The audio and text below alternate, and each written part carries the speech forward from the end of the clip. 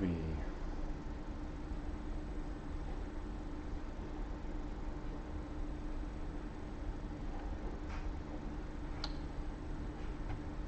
All right. We are all set up here.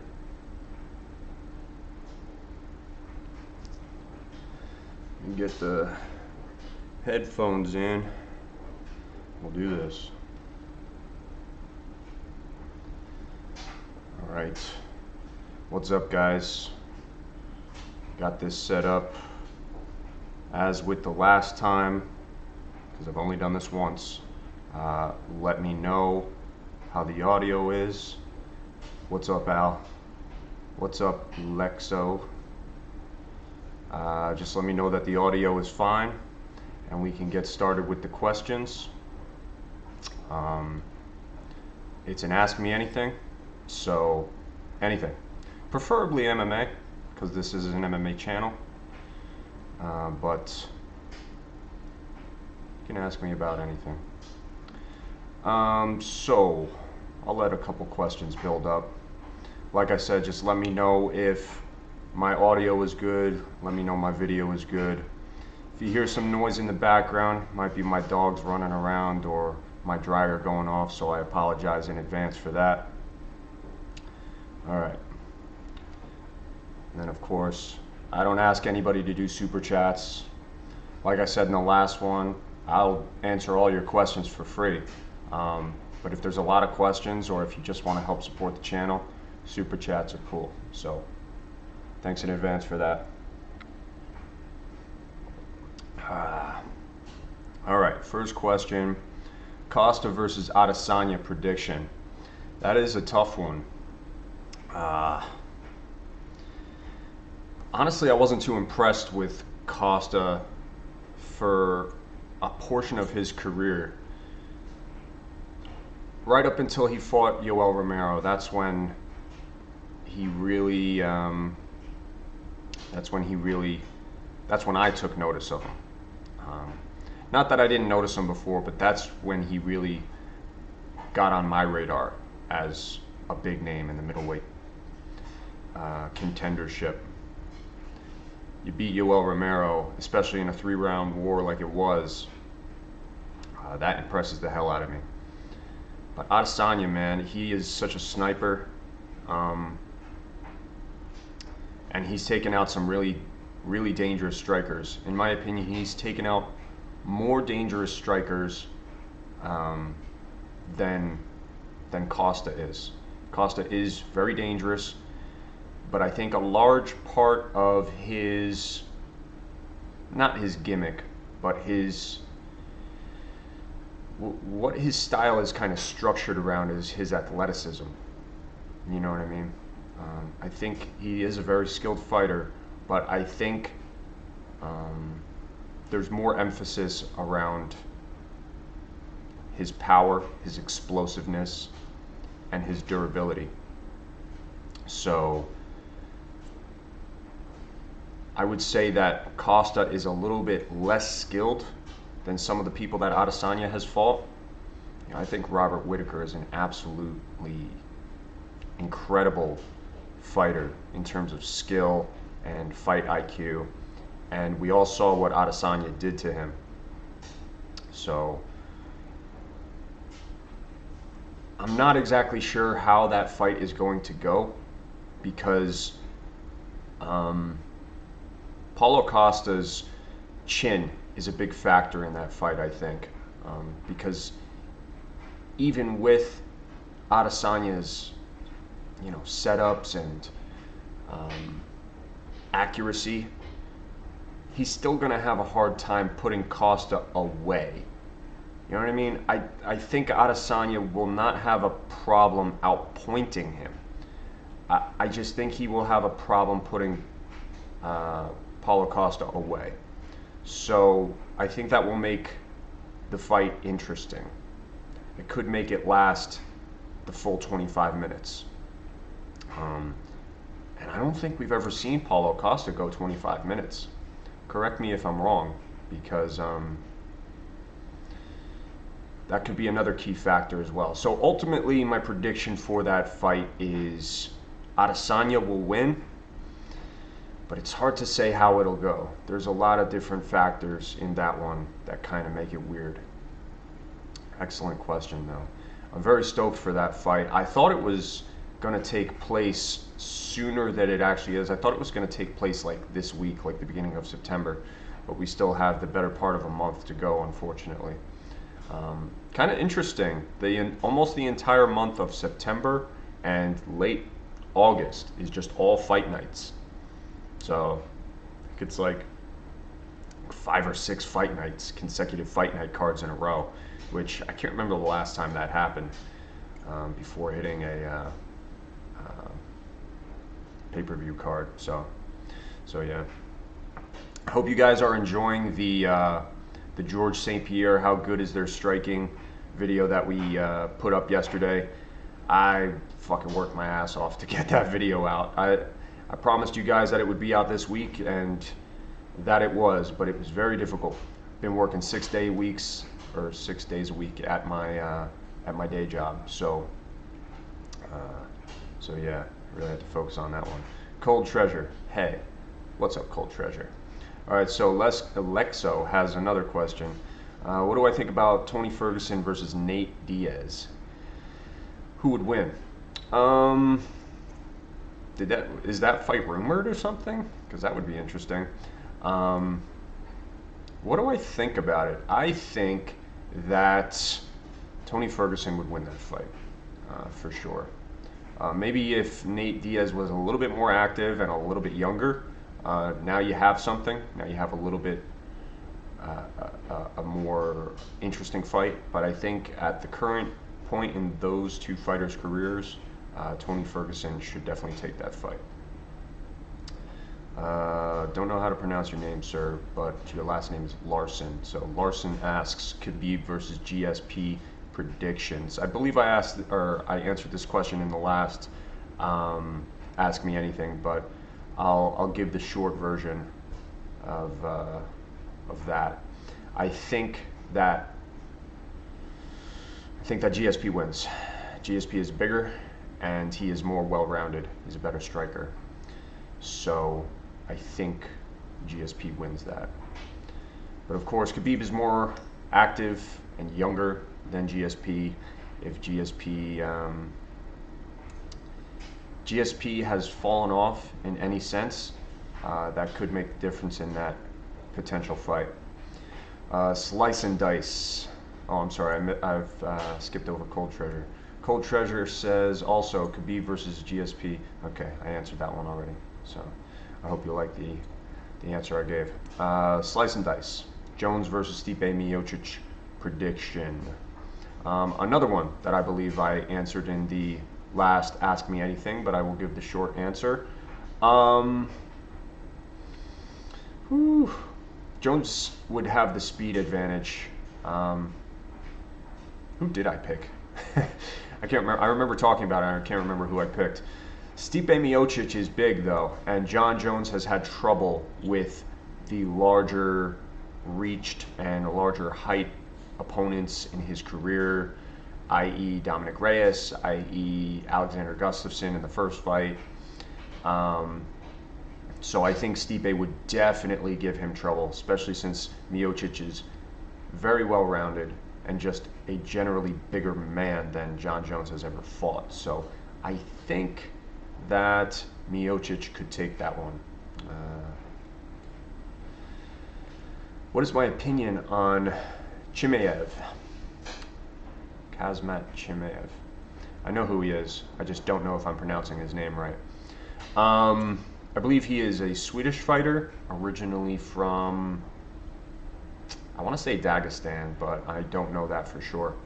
A lot of comparisons are being drawn between him and Khabib, saying that he is the next Khabib. Very similar style, but guys, don't jump the gun, okay? Do not jump the gun. He's got a lot of skill, but the guys that he beat were not like world beaters, okay? And stylistically, he may have had an advantage going into those fights. Oh, he's Chechen. Okay, thank you for that, Lexo. Chechen. So very, very similar part of the world. But in any case, yeah, I think Chimaev has a bright future ahead of him. I think he's very skilled, and I think that he could be the next Khabib. But don't put that hype train on him. I feel like a lot of these fighters fall victim to that hype train without even asking for it. I think that Johnny Walker was a victim of that, and we all know what happened with him. So, guys, just let these guys' career play out. When they start beating contenders, that's when you can start talking about them being the next GOAT. You know what I mean? Criteria, good manners. I don't think GSP can knock out Khabib. His easiest main path to victory would be to jab from a distance and move, but he can't keep that up for too long because of Khabib's pressure. He has to engage with Khabib. Yeah. We all know that George St. Pierre loves the jab, and that's how he sets up everything. But GSP is a good grappler too. We've seen Khabib struggle to take people down at times. Granted, he always does it eventually, but we've seen him struggle at times with guys who don't even have the best takedown defense. They have good takedown defense, but some of them didn't even have the best. And he even had trouble taking them down at times. And George St. Pierre has some good footwork too, so I think he's going to have a better time keeping off the cage than some of the people that Khabib has fought in the past. So yeah, it's hard to say. It's hard to say. Both those guys are so fucking fantastic. But yeah, I think you're right though. I don't think GSP would knock Khabib out, especially since Khabib has a really excellent chin, and George St. Pierre isn't necessarily known for knocking people out. So yeah, I don't think that fight's going to end in a knockout, but I think that GSP could definitely earn some points in the striking department.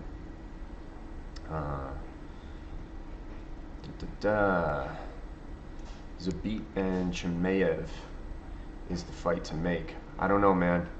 Like I said, Chimaev is still leagues behind in terms of rankings compared to Zabit. And I feel like Zabit is a smaller fighter. Are they in the same weight class?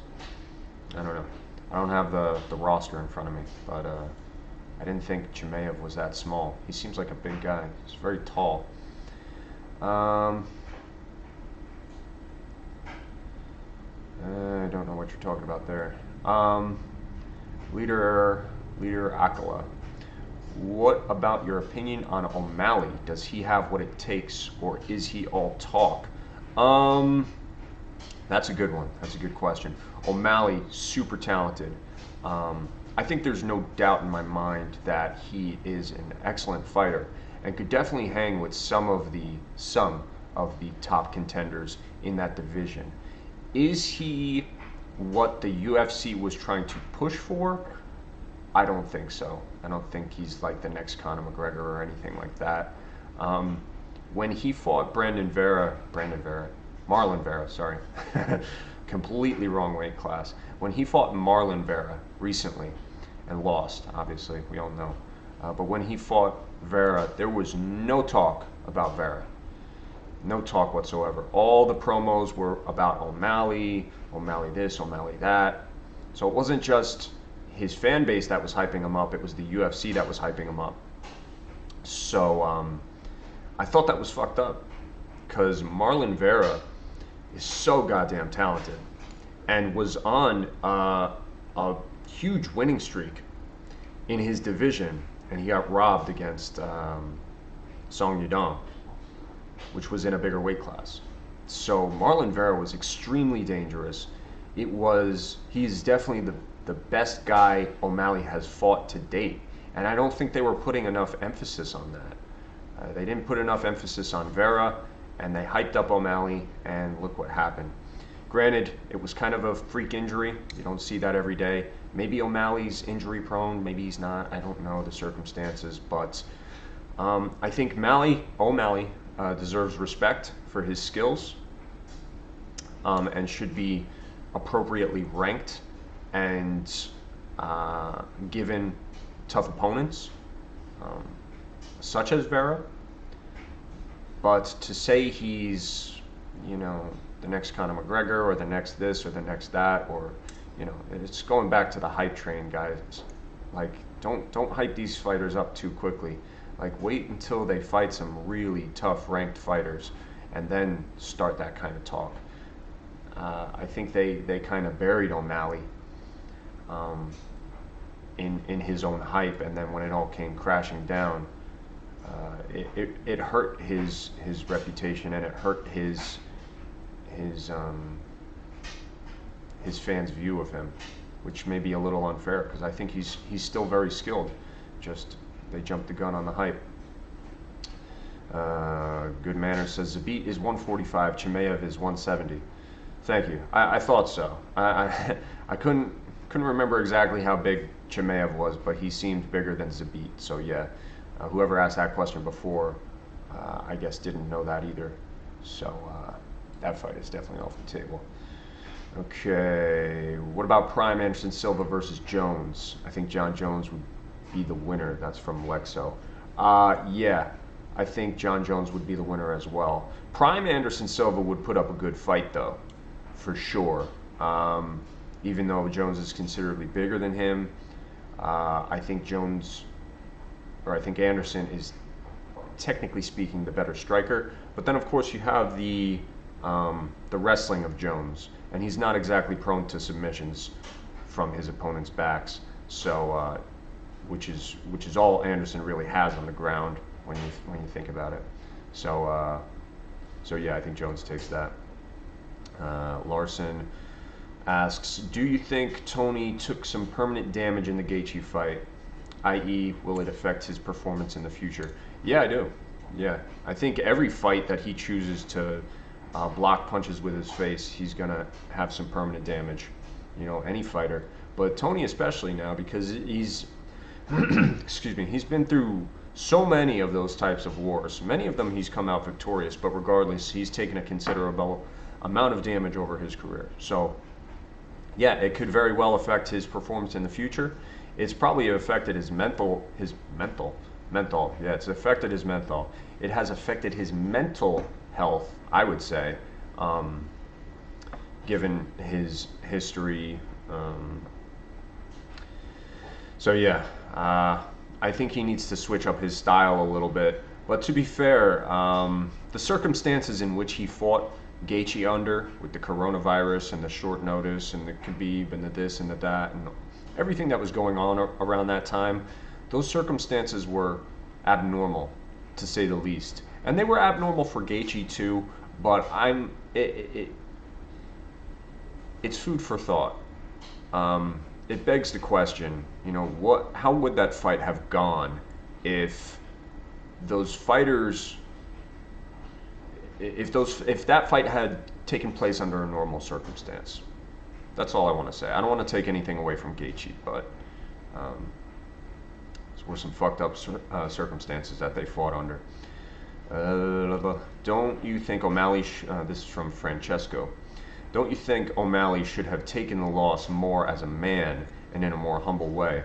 I'm not too sure how he took the loss, but it seemed like he didn't take it too poorly. I remember him posting something on social media saying, like, hashtag humbled or something like that. So does that mean, like, he's been humbled? Like, I guess. Which would suggest that he's taking the loss with a bit of humility. So I don't know. Seemed like he didn't take it too poorly. Manisha says O'Malley is a good striker, but he doesn't have the warrior spirit and the hunger that Conor had when he was younger. Sure. I guess that's a bit subjective. I don't know. Conor's a different type of fighter altogether. They definitely have their similarities, but O'Malley's just a different person. O'Malley's more of a joker, and Conor is... The only time he jokes is when he's trying to make fun of his opponents. So I think that's the difference in personality there. Um, these guys are top level fighters. They all have warrior spirit to varying degrees. So, um, Cold Treasure says, "Do you think Bruce Lee is legit?" Um, yeah, I think he's legit. Legitimately, what though? I think he was a legitimate philosopher. I think he was a legitimate martial artist, um, and I think he was legitimately an outlier for his time and a progressor in his time. Um, do I think he's legitimately one of the greatest fighters of all time? No, not even close. I think he would get his ass kicked in UFC today. I think most people that were alive back then, or in their physical martial arts prime back then, would get their ass kicked today. The sport has progressed so rapidly in the past 2 or 3 decades. The guys that fought in the UFC 10 years ago can't keep up with the UFC fighters of today. It's just the way it goes, man. So yes, Bruce Lee was legit. But if you're asking the question of could he kick everybody's ass and do all this crazy stuff that people seem to think he can do, no. Manisha says, who do you think will win? Francis Ngannou versus Stipe 2. Will it be any different? No, I don't think it will, honestly. The only thing that has changed visually and measurably between those two fighters is perhaps Stipe's chin. He's been in a couple fights since the first Ngannou fight, one of which he got knocked out cold, and the other the other ones he took a considerable amount of damage during those fights, or at least a notable amount of damage. I don't think Ngannou has changed at all. When you look at that short fight against Rozenstruik, he did the exact same thing he does all the time, which is blow his wad to try to knock the guy out in the first round. Granted, it worked. And I'm not saying he's unskilled, because he beat Kane. He beat Curtis Blades. You need skill to do that. Those are not stupid fighters. They know what Ngannou's strength is, and they know what to avoid and how to avoid it. And they weren't able to. So Ngannou has skill. He's very skilled. But will he choose to use it in the manner that he needs to against Stipe in their second fight? Probably not. Probably not. He should, though. Because if he does, he has a very, very strong chance of winning that fight. Oh boy, we're getting a lot of questions here. Like I said, guys, I will answer all your questions for free. I would be more than happy to. But I'm only doing the stream for about an hour today. So if you really have a question you're dying to get out, we do have Super Chat. So I'll get to those first, obviously. But let me see. I'm going to get through these. Let me just find my place. Manisha says you're a good fight analyst. Well, thank you very much. I appreciate that. Okay. What do you think is the best skill base to have if you wanted to start doing MMA, jiu-jitsu, wrestling, striking, etc.? Maybe I'm a bit biased because I started my martial arts journey in jiu-jitsu. I think that's a very excellent base to have. But every martial arts base comes with its caveats and poor habits that need to be broken if you transition into MMA. For jiu-jitsu, a lot of the times it is the willingness and propensity to fight off your back, which is not exactly the best strategy to have in MMA. And for wrestling, it is the propensity to go belly down to try to get up. There's a bunch of different things. I'm just giving examples. In Taekwondo, they have very shitty hands, great kicks, very shitty hands, and obviously no ground game. So it really all depends. If you go into these bases knowing the things that you are going to have to change when you transition to MMA. That's one thing. But I think if your ultimate goal is to just get into MMA, find an MMA gym. You know, you don't have to find a jiu-jitsu gym or a Muay Thai gym or a Taekwondo dojo just to get into MMA. Like, there's MMA gyms out there. Obviously, you need to find the right coach that can give you a well-rounded skill set. But if your ultimate goal is MMA, just do MMA.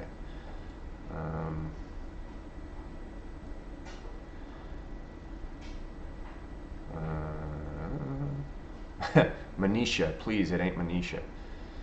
Or Manish. I'm sorry. I am so sorry. But that is a name that I have never seen or heard before, so I was winging it. Ray says, what makes Conor's striking different? What makes it different? He throws together some styles pretty well. He throws in some traditional techniques fairly well with his more orthodox boxing technique. And I don't care what anybody says, Conor is an excellent boxer. To go 9 or 10 rounds with the consensus greatest boxer of all time takes considerable skill. But Conor throws in some, some Taekwondo and karate techniques as well, and his accuracy is incredible. So, yeah, that's a big deal, and that's what makes him different.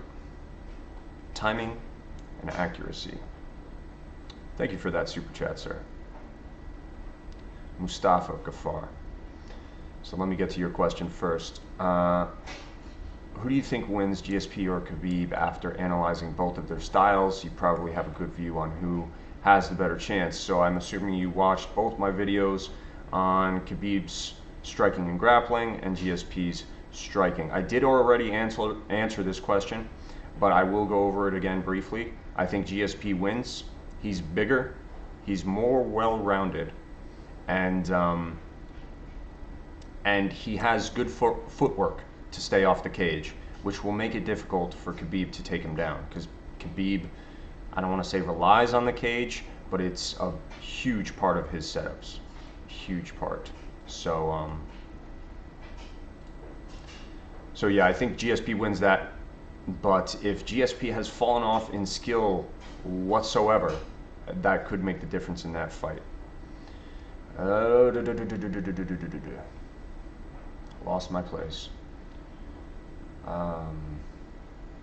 Any books you would recommend for aspiring martial artists? I was wondering that myself, Cold Treasure. I read a lot. I read a lot of books, but they're usually fictional books. I've never read a martial arts book yet, and I'd like to find a good one. So if anybody else has any recommendations, help me and Cold Treasure out. Artem the Goat. Artem Lobov? Is that you? The Goat has asked me... Oh shit. Oh shit. I lost my place. No. Okay, there we are. Artem the Goat. Would you agree with me? Burns is a horrible matchup for Usman. He is the better striker, world-class BJJ, and if Usman wants to settle in the clinch, Gilbert can pull guard. That's a great point, Artem Lobov. I wouldn't say he's like a nightmare matchup for Gilbert. I wouldn't say that Gilbert is a nightmare matchup for Usman, though. Usman is huge, man. He's so big, and Burns used to fight at 155, so I think the size is going to play a huge difference or factor in that fight.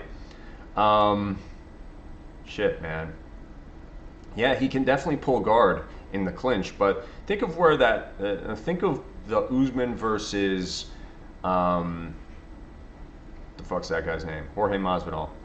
I know, right? How the fuck did I forget his name? But anyway, look at that fight. Where were the clinch scenarios taking place? They were taking place up against the fence. If you pull guard up against the fence, your head is now trapped up against the fence, and it is extremely difficult to rotate out. And why do you need to rotate out if you're fighting from your guard? Well, because you're going to get smashed up against the fence. Your head is going to get pinned there, and you are not going to be able to throw up the submissions that you usually can from the guard because you have no space to rotate. You have no way to pivot for those arm bars. You're completely wedged up against the fence.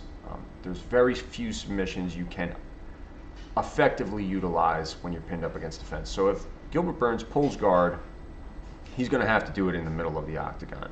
And that's not really Gilbert Burns' style either. He's not known for being a guard player. He is 100% proficient at it, don't get me wrong, but that's not really his jiu-jitsu style. So although I think it is a very good matchup in terms of entertainment and possible outcomes because those guys are so well-rounded, the fight could really go any way. It's hard to really predict that fight, I think. I don't think it's a bad matchup for Usman. I think Usman definitely stands a chance to win that fight.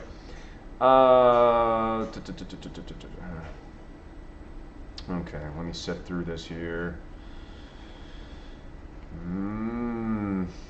Manish says, so Stipe can capitalize on Ngannou's mistakes like on the first fight. Yes, that's exactly what I'm saying. Ngannou has to significantly change his game plan to what he has been in order to have a chance against Stipe. Stipe is way too smart to get caught the way Ngannou's been catching him. Not to say that it can't happen. I'm saying it's less likely. Because, of course, all it takes is one punch in the heavyweight division.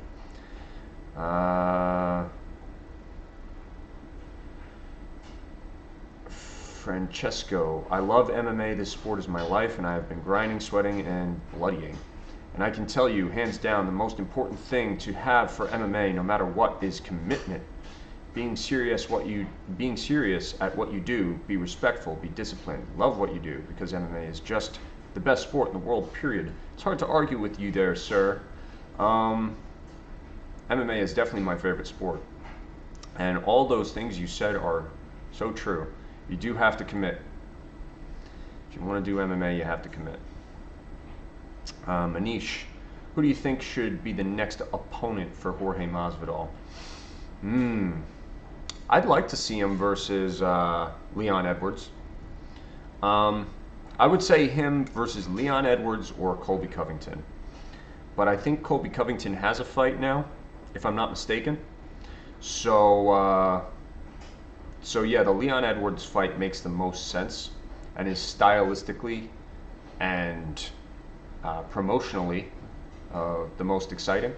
But the Colby fight is also promotionally exciting too because they have some bad blood as well. So yeah, either of those two guys. I'm not the best matchmaker, so I kind of fumble on those questions sometimes, but I think that's an easier one to answer. So yeah, those two guys make the most sense to me. Leader Akela, Tony versus Poirier, who wins?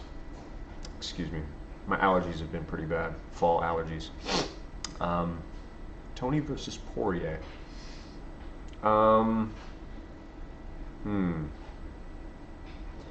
Poirier's got big power, man. Super well-rounded. Maybe if it was Tony a couple of years ago. Because Poirier a couple of years ago, too, was a little bit weird. I think Poirier has, for some reason, hit his stride within the past 2 years. I don't know what it is about him, man, but he is just really shining now. That's why I'd love to see a rematch between the Poirier now and Conor McGregor. Because Poirier is like a completely different fighter. He's in a different weight class too. But yeah, I think Poirier takes that fight against Tony. Mercenary Tiptoe asks, you like tacos? I love tacos, my friend. My mother loves to tell me the story about when she was pregnant with me, all she ate was Taco Bell, which would explain my love for spicy food. So yeah, tacos are great. Francesco, again, I already fought twice in amateur boxing, both wins by KO in the first round. Now my MMA debut is set to happen apparently in October. I'm fired up. I can't wait to smash everybody in my way. Whoa, congrats to you, Francesco. I hope you do win your MMA fight. And I would be interested to see how that fight plays out. I'd love to watch it if you get any video of it. I hope you have some ground game though, my friend. But 2 KOs in boxing, it's impressive. Favorite fighter or favorite fight in MMA? Do I have a favorite fight of all time in MMA?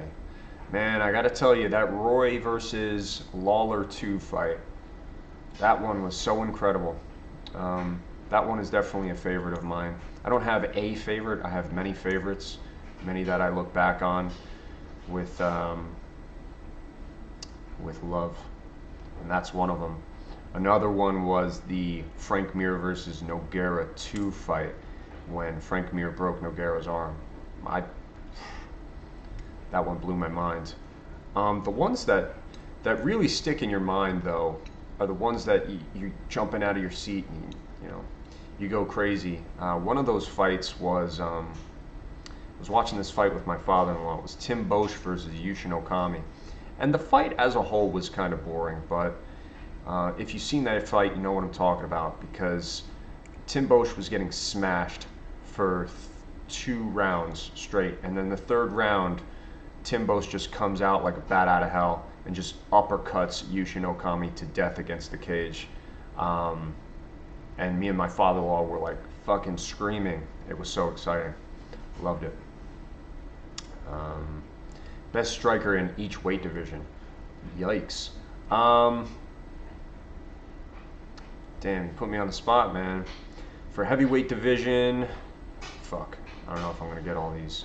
This is tough. The pressure. Strikers. Make me think of all the strikers. Well, for middleweight, it's definitely Adesanya. For 205, it's... See, that's too hard, man. Because are we talking of all time or current? Because if you want to talk all time, then the best middleweight striker of all time, in my opinion, is Anderson Silva.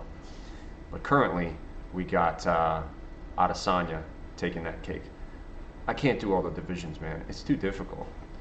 It's too difficult. There's so many good strikers out there. At least not on the spot. Okay, this is from, that last question was from Dr. Cookopus. Cooktopus. Okay. And this next question is from Leader Akela. Since Neil Magny came back in the start of the year, he's been really impressive. But people aren't talking about him at all. What's your take on him? I think he's super skilled, man. Super skilled. Very well-rounded. That reach is insane. That reach is insanity for the welterweight division. If I'm not mistaken, the length of his arms is only 2 inches shorter than John Jones. And John Jones has the largest reach in all of fighting. And he's 2 weight divisions above. So Neil Magny uses that skill set very well. But I wouldn't say he is the best in the division, or even top 5. Because I think Ponzinibbio exposed him in that regard. Speaking of which, what the hell happened to Ponzinibbio?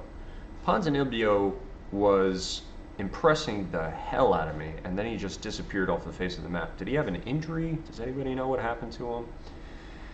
I would like to see him come back. Francesco says he's about 210 pounds back when he fought for the first time. In his second fight, he weighed 210. And he usually, wait a second. I usually walk around at about 187, 190, but when I fight, I cut to 185, 186. Middleweight. Cool beans. Cool beans, man. I bet you're a heavy hitter. But like I said, work the ground game. The reason I like making a lot of videos about grappling in particular is because, 1, it's my base in martial arts, but 2, I feel that the more elements of grappling that are incorporated into MMA, the more quickly the sport will progress. And let me explain what I mean by that. We have had high profile and high level striking arts in the mainstream at least, for over a century, okay? Boxing, as it is today, is very similar in many ways to boxing a century ago. Now, of course, you had some significant rule changes between then and now, but what I mean is it's generally the same idea. Okay? Grappling is not the same. Grappling is just as old as striking is. Civilizations throughout the world have been wrestling and grappling for millennia. It's one of the oldest types of martial arts, if not the oldest. But when you look at grappling and how it was viewed and how people viewed it in the technical aspect and the philosophical aspects of grappling, it just wasn't viewed the same back then like it is now. People didn't respect it like they do now. I think that's the main difference. Back in the day, people used to really respect boxing, and they still do. But 100 years ago, even the people that knew about wrestling, they didn't consider them to be fighters. You know what I mean? It's like grapplers weren't really fighters. Like, I don't know if I'm explaining it quite correctly, but let me sum it up by saying that I feel that the progression of the striking arts have been steady and always present. But the progression of grappling is somewhat recent relative to striking. And MMA is a very young sport and is still progressing quite quickly. So given that boxing and striking and all these things are very well known, very well respected throughout the centuries, I feel like the progression is still there, but striking is not progressing as quickly as grappling is. Grappling is still rapidly progressing. The jiu-jitsu guys of today would absolutely strangle the jiu-jitsu guys of yore. So, again, the more grappling techniques we incorporate into MMA, I think it will make MMA progress more quickly. I hope that made sense. I went off on a bit of a tangent there. La-di-da. What do we got? Should Chito, Vera, and Sugar rematch? Or Chito climbs the ladder sooner? Yes, they should absolutely rematch. That is what I was calling for right off the bat. Because the way it ended, it took a lot away from Sean O'Malley, but it took a lot away from Vera as well, because it was inconclusive. People are always going to say, oh, you really didn't beat O'Malley. He just got injured. So to set the record straight, have these guys rematch. Francesco says, don't worry, Tim, I am not and will never be a one-dimensional fighter. I am not a striker. I am not a grappler. I am an MMA fighter. That's it. Well, that's good, man. You're on the right track then. But granted, I've never fought MMA myself. I have done striking arts and I have done grappling arts, but never together. But I've been watching MMA for quite some time, so I have the knowledge in that regard, for what it's worth. Leader Akela says, Damian Maia has been doing MMA for God knows how long, but his striking game hasn't really progressed as much as you'd think. if he took striking seriously, do you think he could become a champion? I think you underestimate Demian Maia's striking. If you look at Demian Maia's striking from when he began to now, I think you would see a drastic difference. I think for the middle age of his career, like when he fought Chris Weidman and when he fought, God, I think it was Mark Munoz, he had discovered some newfound striking skills and was putting them to the test. That's my dog clicking around back there on my hardwood floors. But yeah, he became better at striking in those years of his career, and he kind of fell in love with it, you know, and was trying to utilize it more in his fights. And I think that's why he lost a lot of those fights. I think that's one of the main reasons he lost against Chris Weidman. If he would have just taken Chris Weidman down, he would have had a much easier time. Granted, that was when Weidman was on his title run and arguably in his prime. But Demian Maia is so skilled on the ground, I don't think, if he trained striking, just striking, for the next 10 years, he would still not be as good of a striker as he is a grappler. But that's not to say that he's not a good striker. He's a very good striker. Maybe if he got better at striking sooner rather than later in his career, he could have been a champion. Because if you think about all the times he fought for the title, that could have paid dividends. You know, when he fought Woodley, I think he was a little bit on the downward slope of his career, to be honest. Even though he did earn that title shot. Yeah, and then when he fought Anderson Silva, he wasn't nearly as good of a striker, obviously. Oh, geez, lost my spot again. Okay, here we are. Lucas says, how do you think Peter Yan will match up against Aljamain Sterling? Will Peter's dirty boxing work against someone who is quite good at using his reach to keep pressure fighters away from him? Yeah, I think, and I think I answered this on the last chat, but I think Peter Yan is generally just a better fighter than Aljamain Sterling. Aljamain Sterling has definitely earned himself a title shot. I don't know if he will get it or not. I don't know if that fight is just rumored or if it's actually taking place, if the contract is signed or what. But yeah, Peter Yan is a fucking problem. And if Peter Yan gets on the inside, it's going to give Aljamain Sterling problems. Aljamain Sterling has incredible skill, but I think he's a little bit vulnerable in the striking department. His stance in particular, he's so heavy on that front leg. He's got his chin all the way out in the air constantly. And Yan has good kicks. So he's not just a dirty boxer. He has a lot more skills that he can utilize in order to capitalize on Aljamain's weaknesses. Artem the Goat. I am graced with another question from Lobov. Volkanovski versus the Korean Zombie prediction. Are they fighting?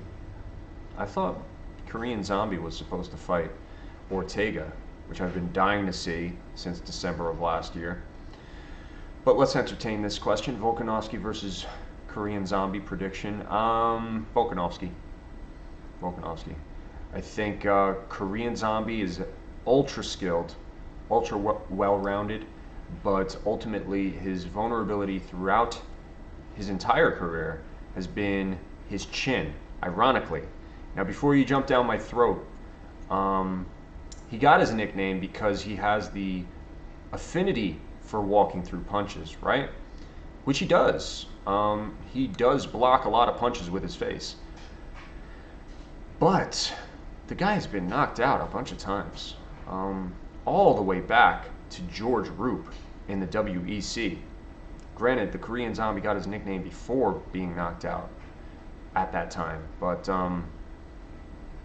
Volkanovski can put his lights out, I think. Mustafa Ghaffar says, how important is physical strength as compared to skill when it comes to grappling? Skill before strength, my friends. That is my moniker in life. Skill before strength. Now, with that being said, if you have two fighters of equal skill, whether it be striking or grappling, if you have two fighters of equal skill, strength is the tiebreaker.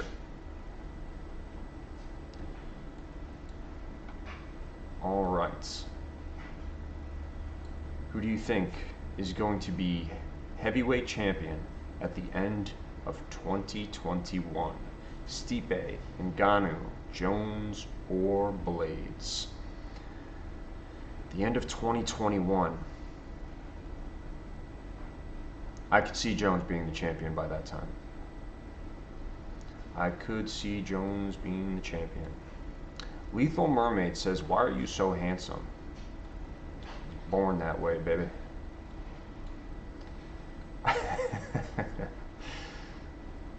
Inside joke.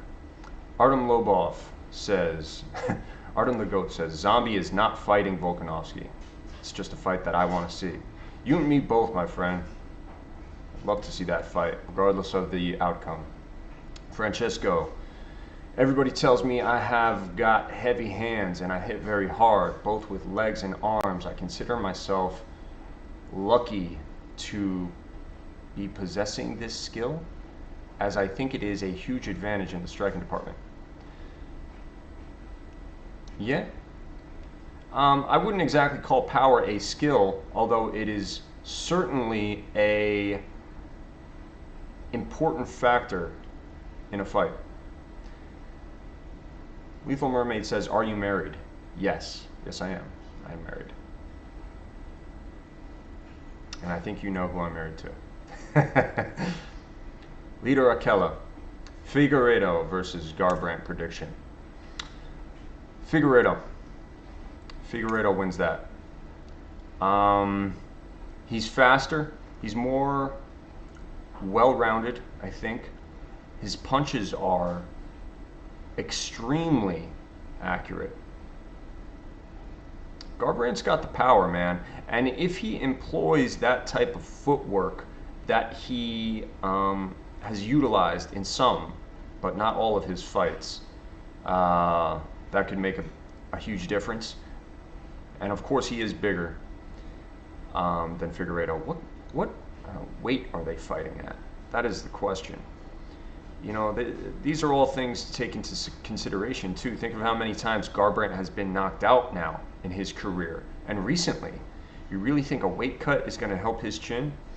I don't know, man. So I take Figueiredo on that one. Lucas, got another one.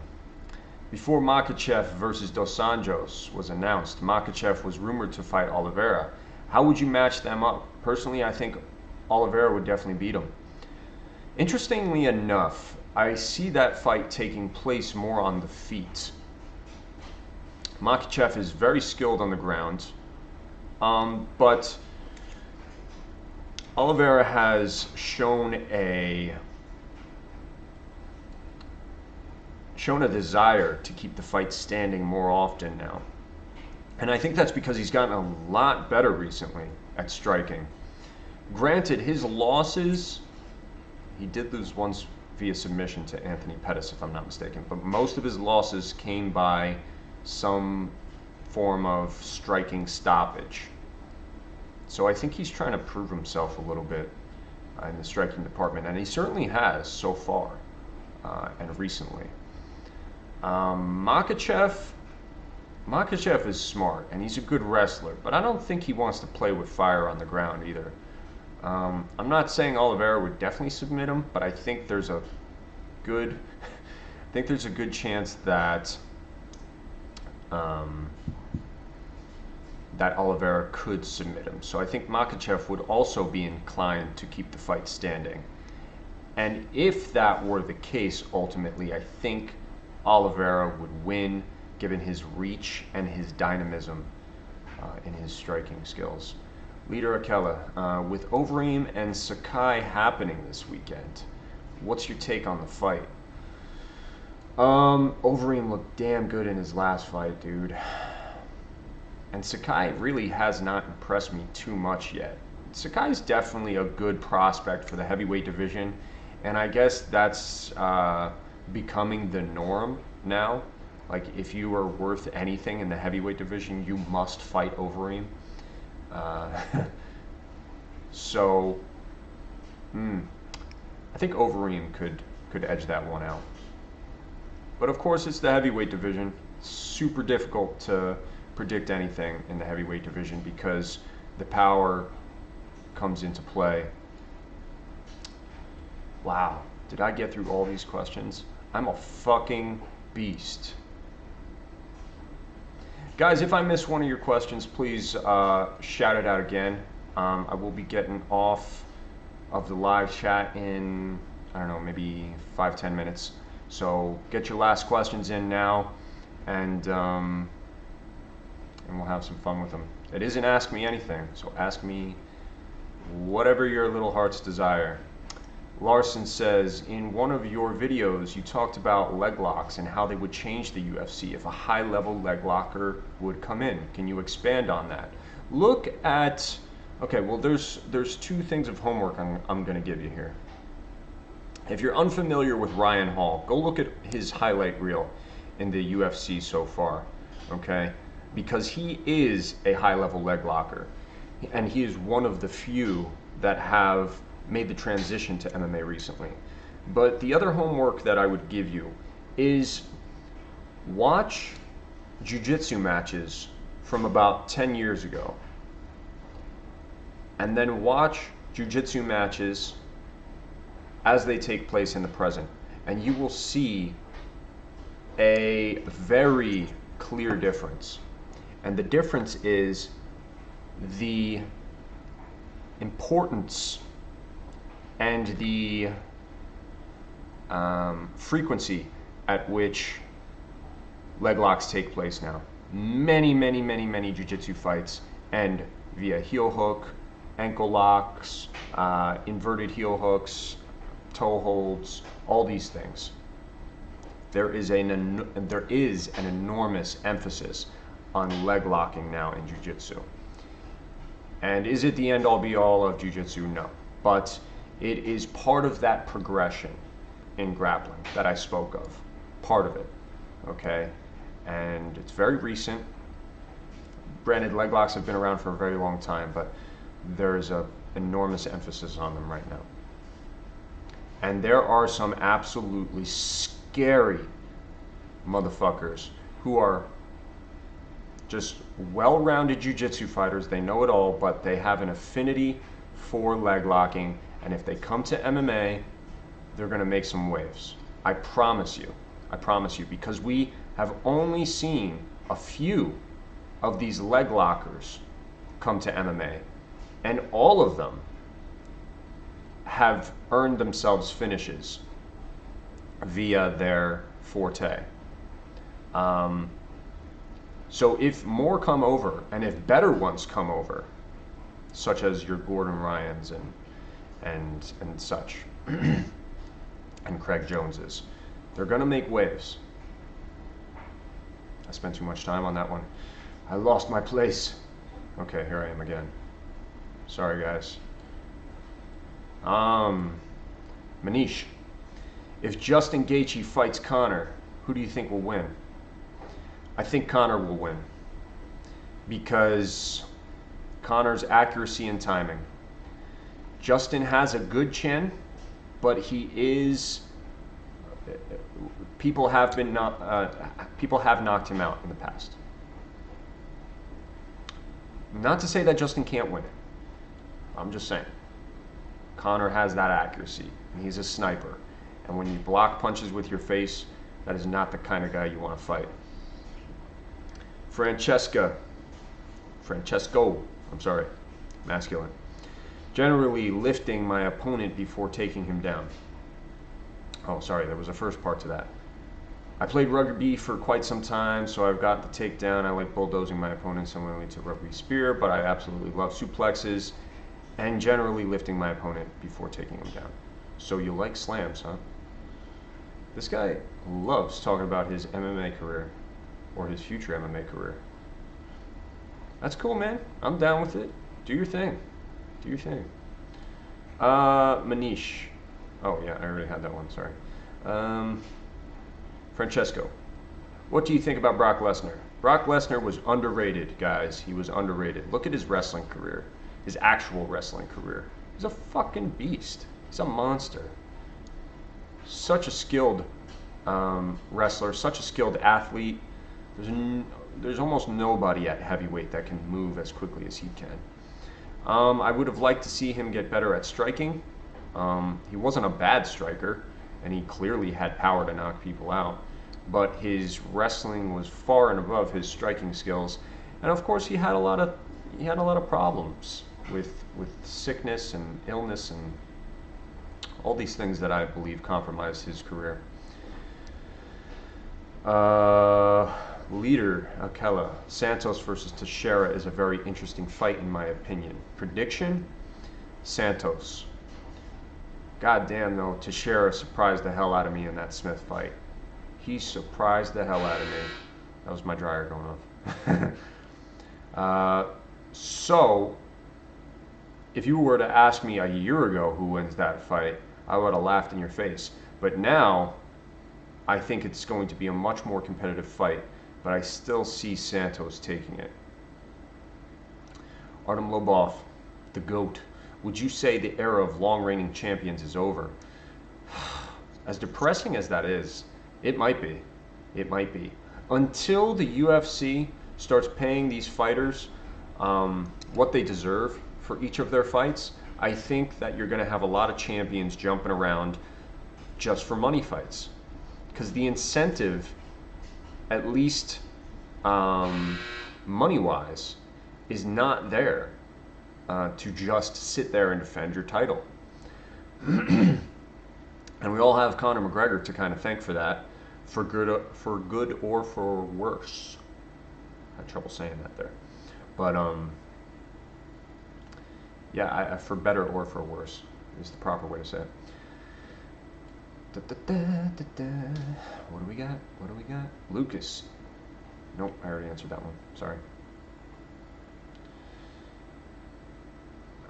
But he does have a second part to it. I think Figueiredo and Yan have potential to defend their title for a while, but honestly, do not know, especially since John Jones left light heavyweight division. Now, don't get me wrong, guys. There are still guys that are going to sit there and defend their title because, just out of principle, they believe that's the right thing to do as champion. And all power to them. I enjoy those types of champions. Because when those long-reigning champions finally fall from grace, that's when you get some of the most exciting moments in the sport and some of the most exciting upsets in the sport, i.e. Anderson Silva, i.e. Ronda Rousey. Those were all set up by the champions' willingness to stay and defend their titles consecutively.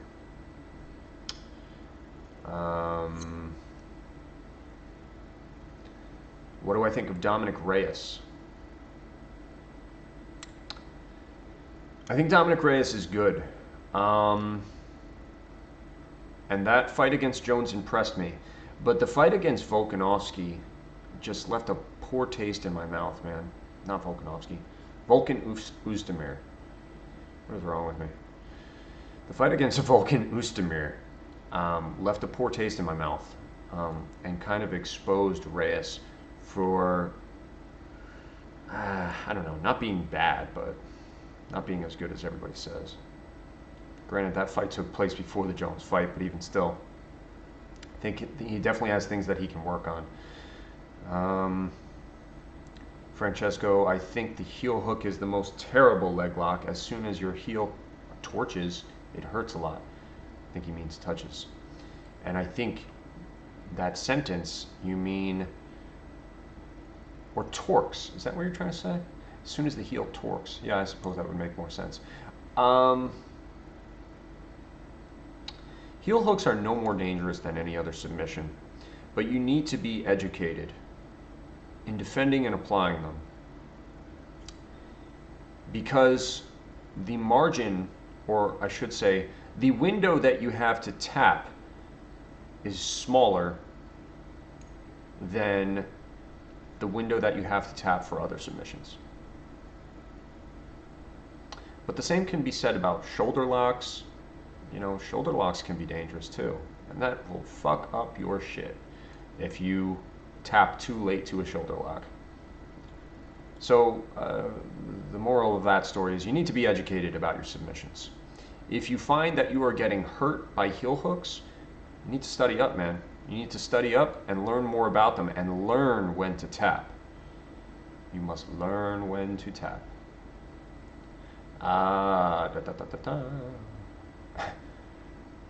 Francesco, I'm sorry, I didn't want to be annoying or sound arrogant talking too much about my MMA training and stuff. Don't be sorry, man. I like engaging with my audience and learning about them. The fact that I have other martial artists watching this is encouraging to me, because I like appealing to the more casual fans as well, but to know that I'm amongst other martial artists is nice. So don't be sorry at all. Leader Akela, thank you for the answers today. Have a nice day, sir. Thank you for watching. I really appreciate it. I really do. Manish, Brock Lesnar had a stomach illness, if I remember correctly. Diverticulitis was the sickness.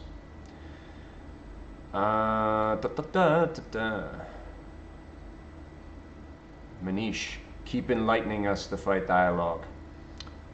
Well, the Fight Dialogue is the channel that I have here with Aldrich Warner. And if I could have him on the live chat, I would, but I am ignorant to this type of thing, guys. I just learned how to do this myself. So yeah, my name is Tim, and I have this channel with Aldrich, and we both got some good stuff. How many times is my dryer gonna go off? What's wrong with that thing? All right, guys, this will be the last question. Mustafa Ghaffar, oblique kick should be banned. Can destroy a fighter's career. It's a dirty move, to be honest.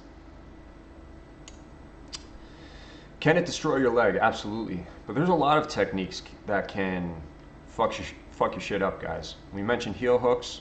That can completely destroy your leg. Getting slammed on your head can also ruin your life. When we find out in 10 years from now that 90% of the fighters in the UFC have CTE, does that mean we're going to ban punching? There is inherent risk in martial arts and fighting. And the moves that should be banned are the moves that are not defendable or extremely difficult to defend, and ultimately more trouble than they're worth. Kicks to the balls. That's a no-no. Why? It's extremely easy to land them. Not so easy to defend them. And you want to have kids someday. So it's clear why that is banned. Pulling of the hair. Not very easy to defend unless you shave your head, which not everybody wants to do. And extremely easy to apply. Granted, you're not going to have any permanent damage from getting your hair pulled out, but hair pulling provides a degree of control that you can ultimately use to fuck somebody up. So hair pulling is banned. Oblique kicks can be defended, and they can be timed, and they can be countered. So I get what you're saying, but it's fair game, my friend.